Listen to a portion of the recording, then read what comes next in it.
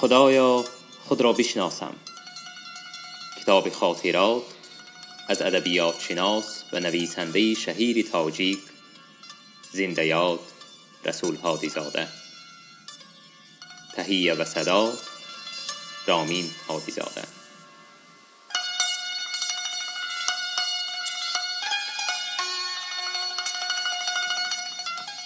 شناسایی با بخاریان استالین آباد.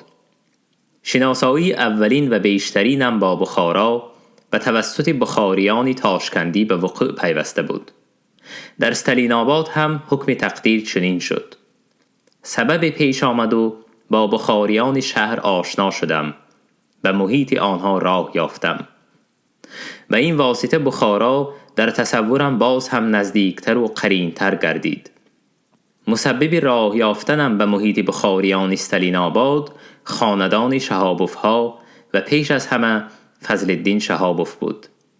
در تاشکند از فاطمه خان و متوکل جان گاهی نام فضل الدین شهابوف را می شنیدم که با مهر و محبت خاصه و زبان می گرفتند. متوکل از سالهای تحصیلی هر دو در مسکو و فاطمه خان از زندگی یک جایی عائله شهابوف و بخاریان در شهر کهنه تاشکند حکایت می کردند. سال 1947 ماه فوریه بود. بیگاه به رادیو به اجرای وظیفه آمدم.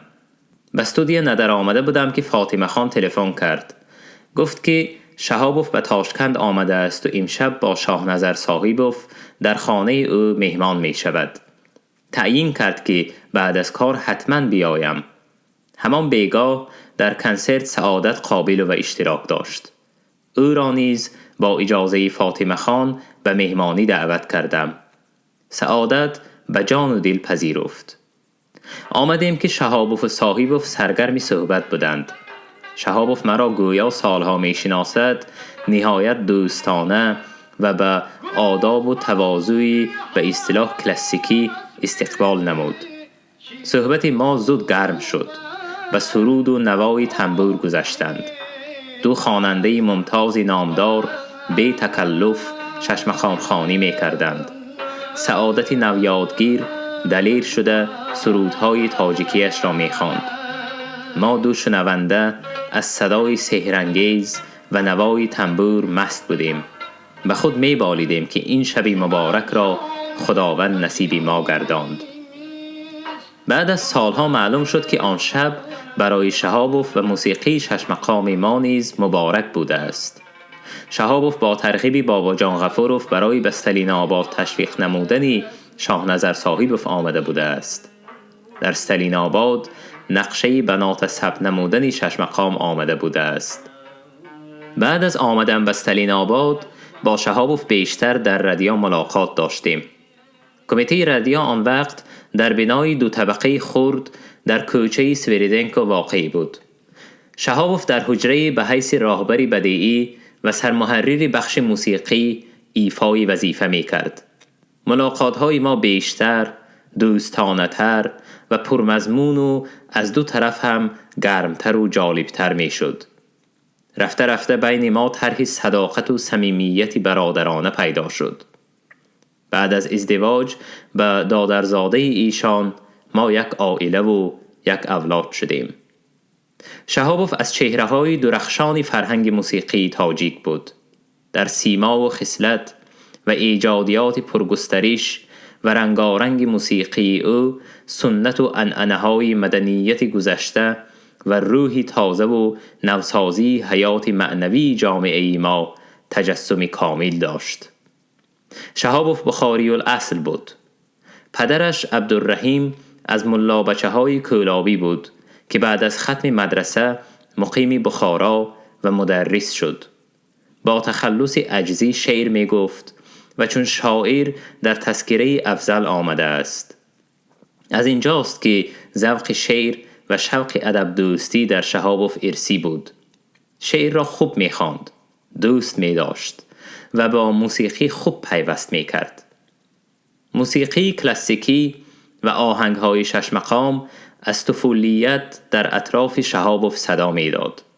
آواز حافظان مشهور در فضای بخارا شنیده می شد. غیر از این تقای فضل‌الدین جوان غلام جان عظامی تنبور را خوب می نواخت و استاد اولین تنبوری همین شخص شعرشناس و خطاطی ممتاز بود. خلاصه سنت و عنعنه‌های موسیقی در رگ جسم و در روح شهابوف از کودکی جای گرفته بود. بعد از انقلاب در بخارا مکتب موسیقی گشاده شد. شهابوف شاگرد مکتب نو بود. در این مکتب اصول تازه آموزش، حس نوسازی و نوآفرینی را به شاگردان تلقین می نمودند. از اینجا راه شهابوف به فرا گرفتن اصول و طرز نوین موسیقی شروع شد. بعد از این سالهای 29 در سمرقند در مکتب موسیقی از خادمان نامی میرانوف و اوسپنسکی شهابوف با عنصرهای موسیقی معاصر و با اصول مدنیت موسیقی اروپایی آشنا شد. همه این زمینه بود که شهابوف در ایجادیات آهنگسازی و رونق مدنیت موسیقی معاصر تاجیک عنعنه و سنت و رویه نوآوری را با موفقیت جاری نماید. شهابوف بیشک ایجادکار خداداد موسیقی بود. برابر همین وی در متحد و تربیه نمودن استعدادهای جوان در ساختن همبستگی و همکاری استادان شش مقام قابلیت نادری داشت. در مقام راهبر قسم موسیقی رادیویی تاجیک سطح بلندی برنامه‌های موسیقی را تأمین نمود. در رونق مدنیت موسیقی معاصر و حفاظت و تبلیغ میراث بزرگ موسیقی کلاسیکی شش مقام خدمت کلان و بی‌نظیر نمود. در رادیوی تاجیک احیای شش مقام و جمع آمدن حافظان شش مقام خان پیش از همه تشبث و خدمت بی‌دریغ شهابوف بود. در نوت‌نویسی شش مقام نیز شهابوف همت و غیرت فوق‌العاده به خرج داد. تشویق و آبروی شهابوف بود که باباقل فیض‌اللهیف از بخارا و شاهنظر صاحبوف از تاشکند و استالیناباد آمدند.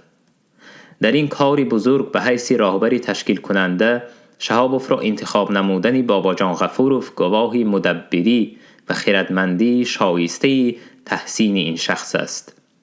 نتیجه کار شش مقام را عصرها و نسلهای آینده به عرض تشکر و ممنونیت پاس خواهند داشت. از روی حقانیت بود که حکومت جمهوری انسمبل شش مقام رادیو را سال 1991 به نام شهابوف سزاوار دانست. شهابوف حافظی ممتاز و بهتر از همه تنبوری ناتکرار بود.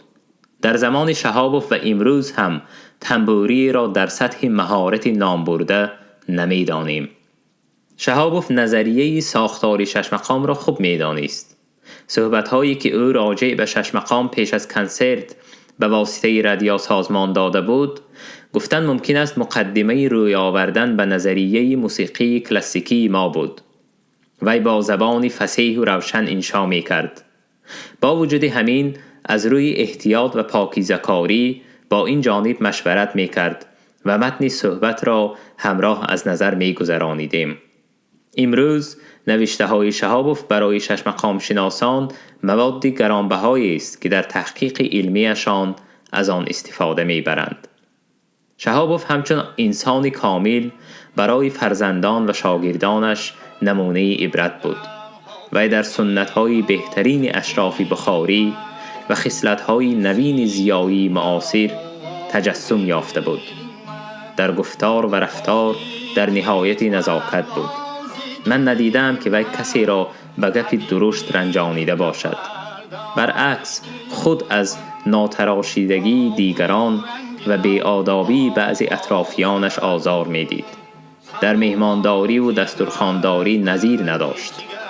طعام‌های نادری بخارا و شیرینی‌های خانگی کلاسیکی با سخن‌های دلنشین و سرود و تنبورهایش در خاطر هر مهمانی درگاهش سالها باقی می‌ماند.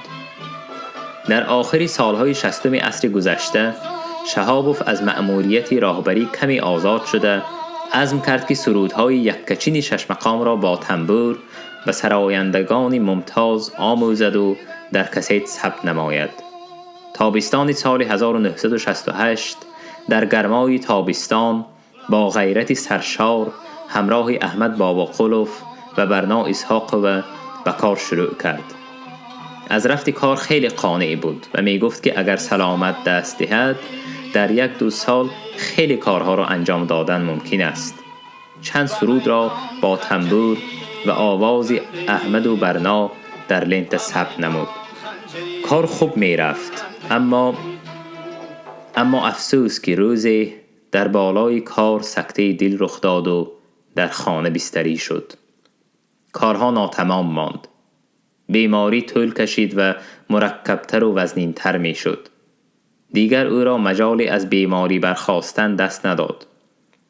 2-3 سرود با آواز خوانندگان نامبرده باقی ماند که امروز هم صدا می دهد و ما را مفتون می سازد. سال 1972 کتاب 5 جلده 6 مقام سزاوار جایزه رودکی گردید. از مؤلفان این اثری فوندامنتالی تنها شهابوف زنده بود که نشان و گواهنامه جایزه را خود به دستش گرفت. در بستری بیماری رسیدن به این قدرشناسی برابر احساس نمودن نفس عیسوی بود. برای وی مژده جاودانی بود. احتمال او فکر کرده باشد که بله، 1 عمری به موسیقی وقف نمودهش بیهوده نگذشته است.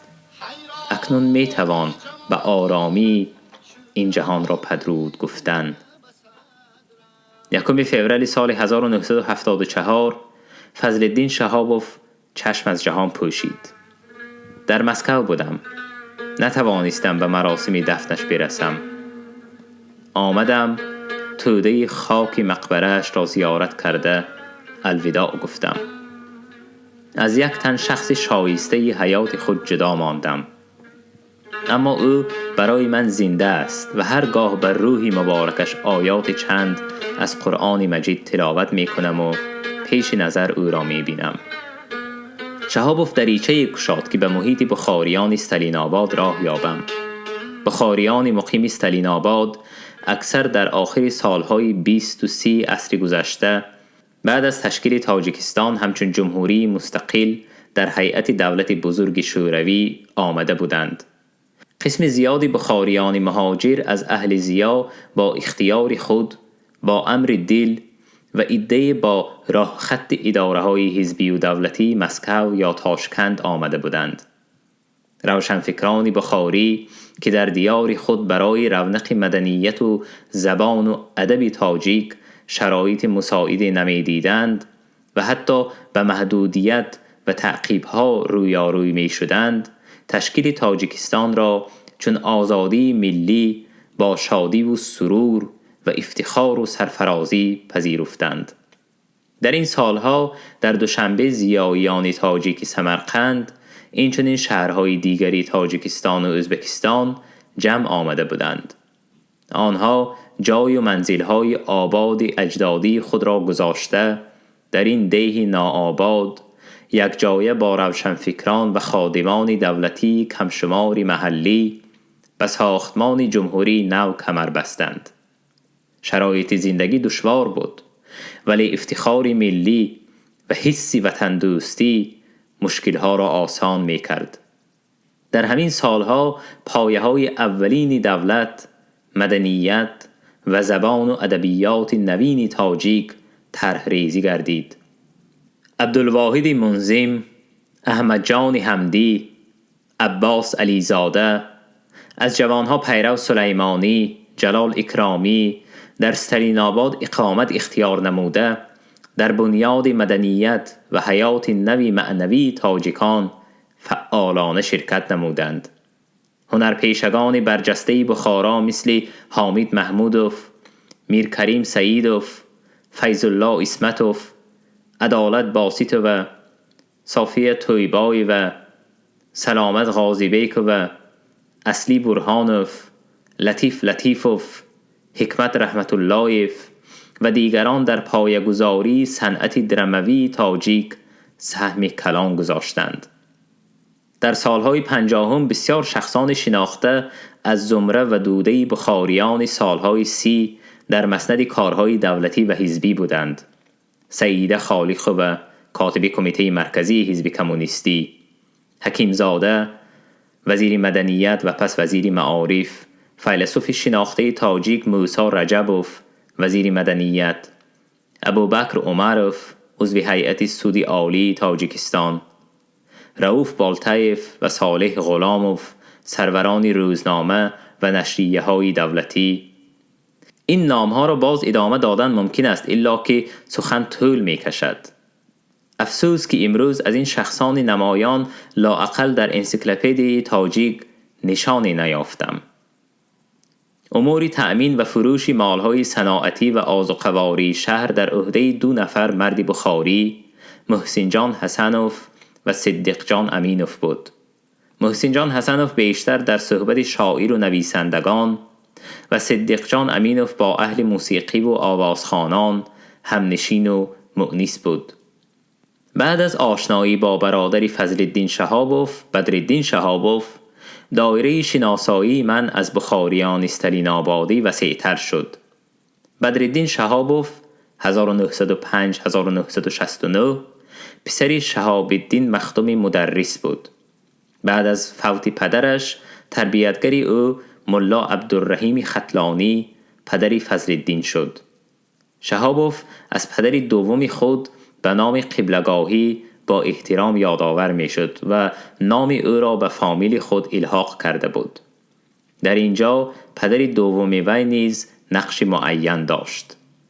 بدرالدین شهابوف پیش از انقلاب در اول سالهای 20 عصر گذشته از حکیم محمد امین طبیب و داروساز مشهوری بخارا تعلیم علم طب می گیرد. محمد امین زبان روسی و لاتینی را خوب می دانست و به تخلص امین شعر هم می گفت. استاد عینی درباره امین در نمونه ادبیات تاجیک ذکر خیر درج ساخته است. صحیفه 221. محمد امین برابر تعلیم علم طب ذوق شعر و شعرنویسی را به شاگردش تلقین کرده بود. شعر دوستی و شعرنویسی بدرالدین شهابوف به نظرم از همان وقت منشأ گرفته بود. شهابوف در سالهای آخر 20 عصر گذشته دانش خود را در دانشکده‌های طبی تکمیل می‌دهد و به صفت دکتر بیماری‌های پوست در بخارا خدمت می‌کند. در اولی سالهای 30 که در بخارا به مدرس زادگان و قاضی بچگان تعقیب و تهدید زیاد می شود، شهابوف با ترغیب خویش نزدیکش با مادر و زن و فرزندان به استالین آباد کوچ می بندد تا آخر عمر ساکن همین شهر می گردد. بدرالدین شهابوف در طبابت و تشکیل طبابتگاه‌های بیماری‌های پوست خدمت زیاد کرده و به این مناسبت به نام دکتر خدمت نشان داده شرفیاب شده بود. برابری همین طبع شاعری داشت. با تخلص حکیم غزل و موشحه می نوشت. از آثار شاعران دوره آخرین بخارا بسیار شعر می دانست. از روزگار و حالات آنها حکایت‌های جالب می کرد. درباره بخارا عرف و عادت مردم نقل‌های عجیبی می کرد که از بخاریان تاشکندی کمتر شنیده بودم. دکتر شهابوف ایشان را دوستان و همشهریان بیشتر به لقب دکتر یا مخصوم نام می گرفتند. تقاعی داشت به نام غلامجان عظامی که هر سال 1-2 بار برای دیدن جیانها و یار و دوستان بخاریش به مهمانی می آمد و اکثر وقت در حوله دکتر می ایستاد. این شخصی با سوادی تحصیل مدرسه دیده بعد از انقلاب معلم بود. در اولی سالهای 20 عصر گذشته 2 سال در سمرقند اقامت داشت. با عینی و فطرت آشنا بوده و گاه مسوده اثرهای آنها را به خط جلی عربی برای چاپ پاکنویس می کرد. عظامی در واقع خطاط خوب، در کتاب شناسی و شناخت دستنویس ها ماهر و سالهای سال در کتابخانه بخارا مدیر شعبه دستنویس ها بود. عظامی محیط روشنفکران اول قرن 20 و تفصیلات زندگی چند عالم و دانشمندان و عرف و عادت مردم شهر را خوب می دانست. از دانستن خود نه همیشه و نه به هر کس حوصله و شوق گفتار داشت. اما به من نقل و حکایت های عجیب می کرد. هرگاه تأکید می نمود که شما این گپ‌ها را می فهمید، گفته هایم شاید وقتی به کار آید. در واقع هم نقل‌های اظامی در تألیفات من درباره بخارا و آدمان آن خیلی سودمند بود. دکتر شهابوف در کوچه آزادی زنان، حالا به نام فضل‌الدین شهابوف، حوله بنا کرده، تنها در حالت تجرید زندگی می کرد. همسرش با 2 دخترش در منزل دیگر اقامت داشت. دکتر تنها ایستاده نمی توانست. در حوله قریب متصل دوستانی نزدیک از جمله یار و آشنا و خویشاوندان بخاری، شاعر و حافظان جمع می آمدند. صحبت‌های شیرین و شیرخوانی و بزلگویی‌های دلنشین برپا می شد. گاها بزم و مجلس‌ها از سرودهای باباقل فیض‌اللهیف و تنین تنبور فضل‌الدین شهابوف گرم می شد. بوی‌های اشتهاگیر پلو و شورباهای سنتی بخارا و مشامم خوش می رسید. خود دکتر طعامپزی آن طرف ایستاد، حتی در آتش گاز حوصله چای جوشاندن نداشت. روزی ساعتهای 10 چاشت آمدم. طبع دکتر خیره بود. کمی نشسته بودیم که عمک حاجی نام خیشش آمد. دکتر شکوه آمیز گفت: ایبی عمک حاجی کجا بودید؟ از تشنگی حلقم قاق شد. برکه یابید یک چای تلخ دم کنید. در همسایگی دکتر شهابوف خانواده کلان بخاری میزیست. سروری خاندان پیرزنی تخمیناً 70 ساله بود که خیش و تبار، فرزندان و نبیرگان، آشنا و همسایه ها او را بیبی جان می گفتند. بیبی جان پیرزنی ستاره گرم، خوشگفتار، مهمان نواز و در عائله سروری حکم فرما بود. پسری دوست داشتهش صدیق جان امینوف و جز آن که بیبی جان را از جهت مادی و مالی به کم و کاست تأمین می کرد، قریب همیشه در نزد او بود.